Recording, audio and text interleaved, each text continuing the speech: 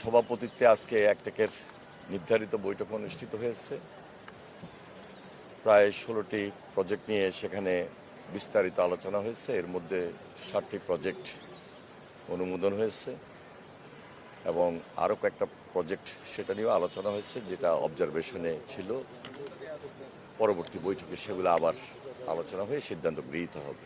এর মধ্যে সবচেয়ে যেটা গুরুত্বপূর্ণ, আমরা এক কথায় বলি যে বাংলাদেশের মাস্টার মাইন্ড প্রকল্প, সেটি হলো পদ্মা ব্যারেজ। প্রায় 35,000 কোটি টাকার এই প্রজেক্ট আজকে অনুমোদন হয়েছে, যেখানে বাংলাদেশের 3 ভাগের 1 ভাগ অঞ্চল, 24টা জেলা, 7 কোটি মানুষ, 37% তারা উপকারভোগী। জনস্বার্থে গুরুত্বপূর্ণ বিদায় এই প্রকল্পটি আজকে অনুমোদন হয়েছে। এই জন্য আমি মনে করি যে এই প্রকল্পটি বাস্তবায়নের মধ্য দিয়ে যে বাংলাদেশের দীর্ঘদিনের যে দক্ষিণ পশ্চিমাঞ্চল, উত্তরাঞ্চল, সেই দিকের মানুষ সবচেয়ে বেশি উপকার পাবে এবং দেশে যে একটা উপকার সুবিধা রেভিনিউর দিক থেকে, সেটা আমরা এই প্রজেক্টটা শেষ হলে সবচেয়ে বেশি অর্জন করতে সক্ষম হব। আরেকদিকে আপনারা জানেন যে আর একটা ব্যারেজের কারণে আমাদের ওই অঞ্চল শুষ্ক মৌসুমে, যেখানে 15% পানি আমরা পাই, এটা তো সেখানে একটা শুষ্ক মৌসুমে একটা বিশাল খরার সৃষ্টি হয়। আমরা এই পদ্মা ব্যারেজ করার মাধ্যমে সর্বোচ্চ বেনিফিটটা আমরা ওই অঞ্চলের মানুষকে দিতে পারবো। সেটা কৃষিখাতে হোক, সুন্দরবনের জন্য হোক, যেহেতু প্রচুর লবণাক্ত হয়ে যায়, জলবদ্ধতা তৈরি হয় এবং পদ্মার সঙ্গে যে কানেক্টেড খালগুলো আছে, নদীগুলো আছে, সেগুলো ডিসকানেক্ট হয়ে যায় এবং পানির প্রত্যাহার হওয়ার কারণে এই সমস্ত সমস্যা তৈরি হয়। সব দিক বিবেচনায় এই প্রজেক্টটিকে আমরা এই জন্য বলছি যে মাস্টার মাইন্ড প্রকল্প, যেটা আমাদের নির্বাচনী প্রতিশ্রুতি ছিল, ইশতেহারে ছিলেন মাননীয় প্রধানমন্ত্রী জনাব তারেক রহমান নির্বাচন পূর্বে রাজশাহীতে গিয়ে জনসাধারণের সামনে সেটা বক্তব্য রেখেছিলেন, কমিটমেন্ট করেছিলেন। আজকে সেটা বাস্তবায়নের জন্য আমাদের এই প্রকল্পটি একটাকে অনুমোদিত হয়েছে। এর সঙ্গে আরও 6টা প্রকল্প অনুমোদিত হয়েছে, যেগুলা খুব বেশি দৃশ্যমান সহসায় আস্তে আস্তে হবে।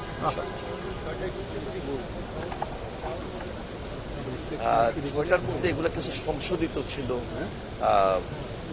বিগত যে ইন্টেরিয়ার গভর্নমেন্ট, ওনারা কয়েকটা প্রজেক্ট করেছিলেন, তার মধ্যে স্থানীয় সরকার মন্ত্রণালয়ের প্রজেক্ট রয়েছে, কৃষিভিত্তিক প্রজেক্ট রয়েছে। আমি স্পেসিফিক এই মুহূর্তে বলছি না, এই মুহূর্তে যেটা আমাদের সবচেয়ে বেশি প্রায়োরিটি, সেটাই আপনাদের সামনে তুলে ধরলাম।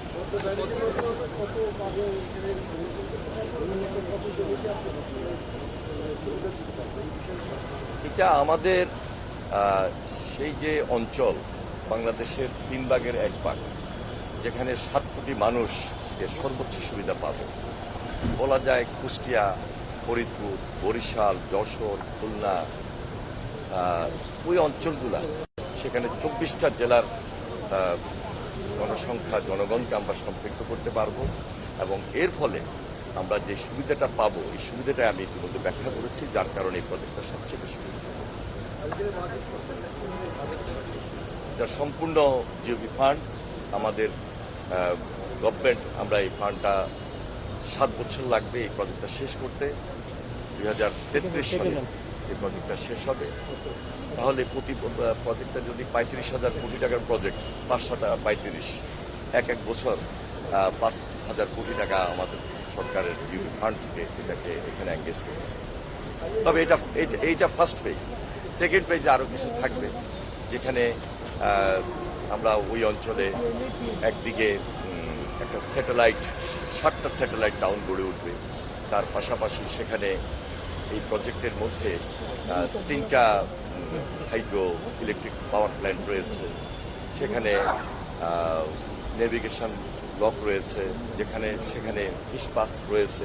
সুতরাং সব কিছু মিলে অত্যন্ত গুরুত্বপূর্ণ এবং এই প্রকল্পটা দেশবাসীর জন্য সবচেয়ে বেশি এই যে সামনের যে বাজেট, সামনের যে অর্থ বছর, আমরা তো ইনশাল্লাহ খুব সহসায় আমরা শুরু করবো, যার কারণে আজকে এই একটাকে এটা অনুমোদন হয়েছে। 34,494 কোটি টাকা।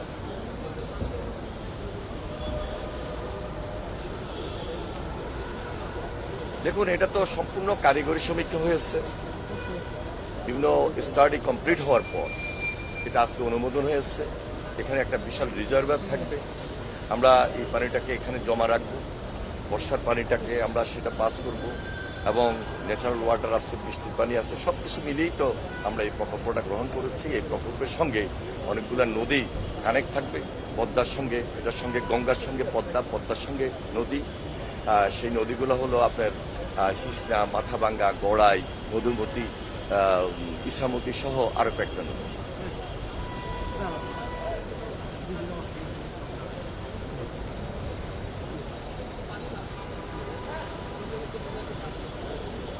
আমরা তো দেখুন যে এখানে আগেই বলেছি একটা টেকনিক্যাল দিক, এখানে বর্ষার পানির বাহিরেও আমাদের খাল খনন প্রক্রিয়া যখন আমাদের সারফেস ওয়াটারটা থাকবে এটার সঙ্গে কানেক্টেড, আর রিজার্ভারের মধ্যে তো আমরা পানিটাকে রিজার্ভে করি, আর রিজার্ভটা করার ক্ষেত্রে তো টেকনিক্যাল দিকটাই সবচেয়ে বেশি গুরুত্বপূর্ণ। বর্ষার পানি, তারপরে আপনার যখন শুষ্ক মৌসুমের আগে যখন বর্ষার পানি, প্লাবনের পানি থাকবে, তারপরে আমরা ওটাকে রিজার্ভ করে রাখার জন্য যা যা কিছু দরকার, গভীরতা, সেদিক উল্লেখ করেই তো আমাদেরকে এই পানিটাকে রিজার্ভ করতে হবে, এবং এই রিজার্ভ থেকেই তো এটা নদীতে যাবে, খালে চলে যাবে। সেক্ষেত্রে এই চুক্তি নবায়নের বিষয়টা, গঙ্গা চুক্তি তো 30 বছর পূর্ণ হয়ে যাচ্ছে। হ্যাঁ, সম্পূর্ণ আমাদের স্বার্থ সংশ্লিষ্ট, আমাদের টেকনিক্যাল টিম কাজ করছে গঙ্গা চুক্তি নিয়ে। আশা করছি যে এই বছরেই আমরা এটাকে রিভিউ করব, এবং পার্শ্ববর্তী দেশ ভারত তাদেরও সেখানে স্টাডি কাজ করছে। সেই জন্য আমাদের যে জয়েন্ট রিভার কমিশন যেটা, সেখানে যে কমিটি হয়েছে, ওনাদের যে কমিটি হয়েছে, সেই কমিটি মিলেই তো আলোচনা হচ্ছে, এবং সিদ্ধান্ত শীঘ্রই আপনারা পাবেন। এবং এর মধ্যেই আশা করছি যে 30 বছরের যে চুক্তিটা সম্পূর্ণ হয়ে এবার হচ্ছে, সেটা কন্টিনিউ আবার করবে ইনশাআল্লাহ। 34,000-এর বেশি।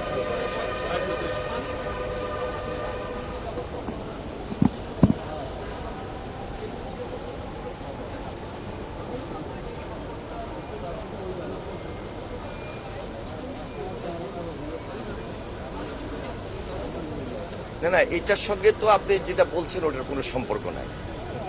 এই যে এটা আমাদের সম্পূর্ণভাবে হলো স্বার্থ সংশ্লিষ্ট।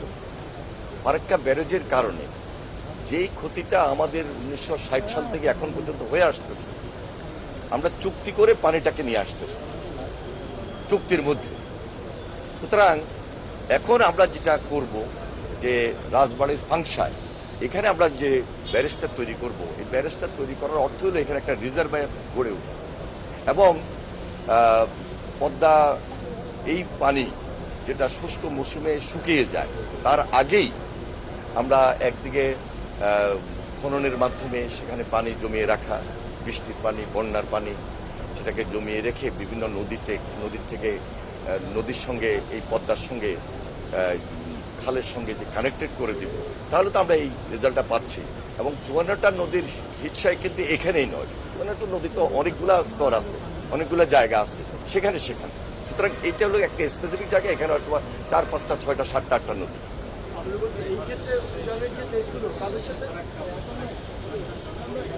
এটা সম্পূর্ণ আমাদের স্বার্থের ব্যাপার, এটা তো আলোচনার খুব একটা প্রয়োজন নাই।